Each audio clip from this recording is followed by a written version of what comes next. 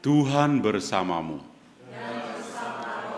Inilah Injil suci menurut Markus. Dimuliakanlah Tuhan.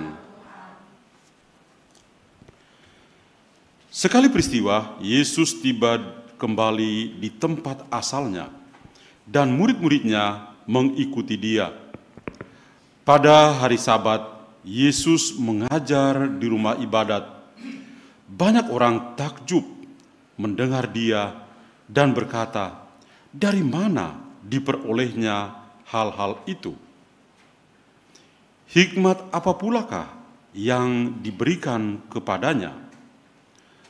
Bagaimanakah mujizat-mujizat yang demikian dapat diadakannya oleh tangannya?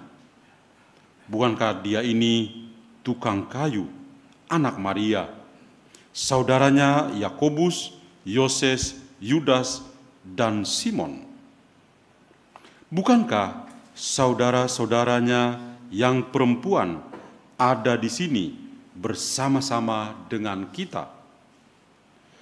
Lalu mereka semua menjadi kecewa dan menolak dia.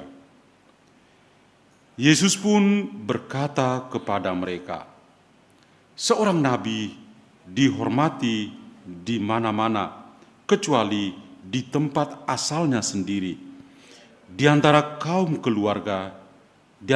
keluarganya, dan juga di rumahnya sendiri."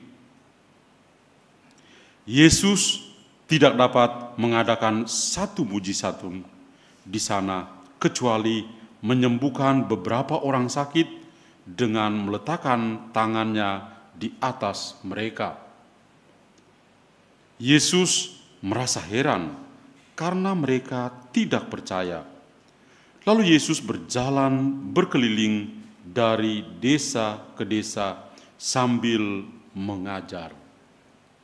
Demikianlah sabda Tuhan. Terpujilah Kristus.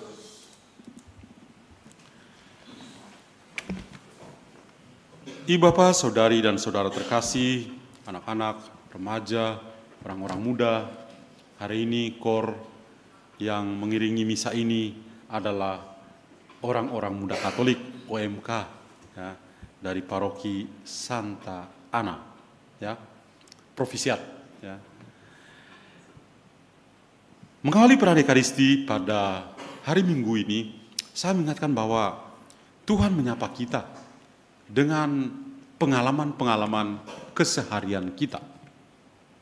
Tadi saya mengatakan bahwa yang namanya perasaan kecewa, perasaan ada kelemahan dalam hidup kita, perasaan ditolak, bahkan penolakan itu mungkin dari orang-orang yang dekat dengan kita, keluarga kita sendiri, bisa terjadi. Dan ini tentu saja bukan hanya pengalaman kita dan selesai. Tapi kalau kita kembali ke bacaan-bacaan kitab suci yang hari ini kita dengar, akan sangat membuka pikiran kita bahwa Tuhan pun mengalami seperti itu. Dalam bacaan pertama kita mendengar dari kitab Nabi Yehezkiel. Nabi Yehezkiel itu diutus oleh Tuhan karena orang-orang pada zaman itu hatinya mereka begitu tegar, hati mereka begitu keras untuk melawan Tuhan.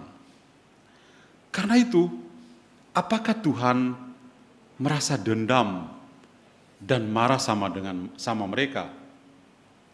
Tidak. Tuhan tetaplah Tuhan yang maha baik.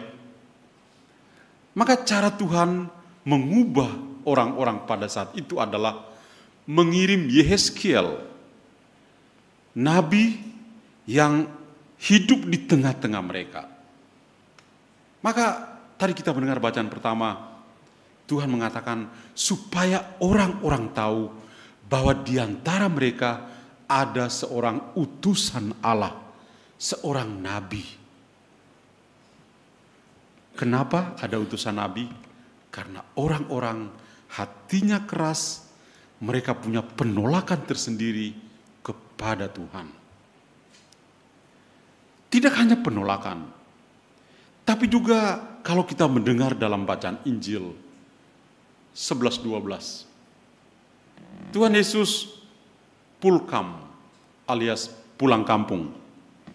Begitu tiba di Nazaret, dia seperti biasa pada hari Sabat masuk ke sinagoga dan membaca teks suci dan menjelaskan kepada jemaat yang ada dalam sinagoga itu.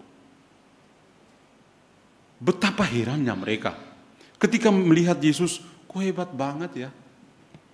Apalagi Yesus sudah viral sekali ya di antara mereka. Dia membuat tanda-tanda heran. Yang sakit bisa disembuhkan. Wah, itu luar biasa itu. Yang lumpuh bisa berjalan, yang tuli bisa mendengar, yang bisu bisa berbicara, bahkan yang mati bisa bangkit. Dia bangkitkan. Wah, ini benar-benar membuat orang-orang pada zaman itu bertanya-tanya, kok bisa ya? Bukankah dia ini tukang kayu? Bukankah ibunya Maria yang kita kenal? Sepupu-sepupunya ada di sini. Kok dia bisa sehebat itu? Bisa viral di mana-mana di daerah Galilea. Dan karena pengalaman manusiawi mereka lalu menolak Yesus. Maka Yesus mengatakan seorang nabi itu dihormati di mana-mana kecuali di kampung halamannya sendiri, di kalangan keluarganya sendiri. Waduh. Mungkin kita yang mendengar Injil hari ini kesel sama orang-orang zaman itu ya. Masa sih kalian menolak Tuhan Yesus? Padahal kami tidak akan menolak dia. Ada yang pasti langsung berpikir begitu. Tapi kalau kita zaman itu mungkin ya tidak jauh berbeda. Mungkin juga ikut menolak Yesus. Itulah kelemahan manusiawi kita. Tapi terlepas dari kelemahan-kelemahan kita, kalau kita kembali ke bacaan kedua, kita melihat bahwa Santo Paulus begitu bangga. Dia bangga dengan bermegah dalam kelemahan. Kenapa? Karena ada Kristus yang menyertai dia. Dari dia tidak kecewa dengan kelemahan-kelemahan yang dia miliki.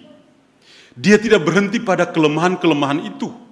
Tapi kelemahan itu justru menjadi kekuatan karena Tuhan bersama dengan dia. 3 bacaan yang sangat bagus ini mengatakan tentang kehidupan kita setiap hari. Yang pertama adalah setiap kita pasti pernah mengalami penolakan, pasti mengalami kekecewaan, pasti mengalami sakit hati, pasti mengalami LB alias apa? Luka batin. Kita pasti mengalami. Dan apakah pengalaman-pengalaman itu membuat kita merasa bahwa Tuhan, kok Tuhan lupa pada saya ya? Apakah itu membuat kita lalu protes pada Tuhan? Atau membuat kita lalu marah dengan siapa saja yang menolak kita, membuat kita kecewa, membuat kita luka batin? Kalau kita hanya berhenti di sana, kita tidak move on, kita akan tetap seperti itu. Tapi kalau orang-orang yang betul-betul percaya pada Tuhan, dia akan berubah. Dia akan move on.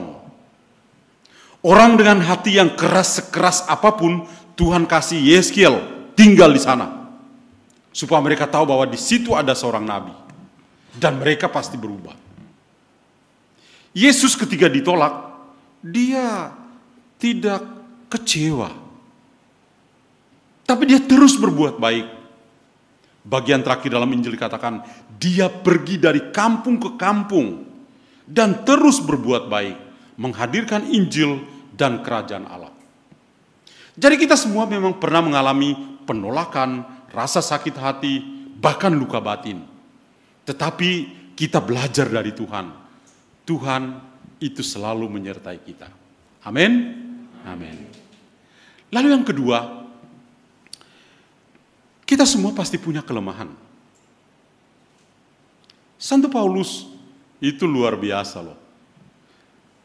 ketika dia ditangkap oleh Kristus, menjadikan dia sebagai rasul, khususkanlah Barnabas dan Saulus untuk tugas yang telah kutentukan. Maka sejak saat itu, dia melakukan perjalanan misioner dan sungguh luar biasa. Paulus dikenal sebagai Rasul Agung. Apakah itu membuat Paulus lalu menjadi sombong? Ternyata tidak. Dia bahkan melihat kelemahan-kelemahan yang dia pernah miliki di hadapan Tuhan dan sama. Dan dia mengatakan, saya bermegah dalam kelemahan saya. Karena Kristus menyertai dia. Mari kita melihat dalam kehidupan kita. Kita tidak luput dari kelemahan-kelemahan kita. Kita tidak bisa luput dari segala sesuatu yang membuat kita merasa, kok saya lebih kurang, saya tidak sempurna seperti orang-orang lain. Kalau kita hanya berhenti seperti itu, lagi-lagi kita tidak move on dari kelemahan-kelemahan kita, betapa rapuhnya kehidupan kita. Mari kita belajar dari Paulus, yang justru melihat kelemahan, dia merasa, saya bermegah. Saya menjadi kuat dari kelemahan-kelemahan itu. Karena Tuhan sungguh ada dan sungguh menyertai. Maka pada hari ini, 3 bacaan kudus yang kita dengar hari ini benar-benar membangkitkan semangat kita. Kita semua disapa oleh Tuhan untuk bisa berubah. Kita disapa untuk mengubah kiblat hidup kita supaya selalu tertuju kepada Tuhan. Kenapa? Karena Allah adalah kasih. Yang berdosa sekalipun dia kasih nabinya kok, supaya mereka bisa berubah. Tuhan akan melakukan itu kepada Anda dan saya. Hati kita keras, Tuhan yang akan melunakkannya. Kelemahan, siapa yang tidak luput dari kelemahan? Tapi ada Tuhan yang akan menyadarkan kita dan menguatkan kita. Dan kita akan menjadi seperti Paulus yang lain yang mengatakan, saya bermegah dalam Tuhan. Amin. Tuhan memberkati kita semua. Amin.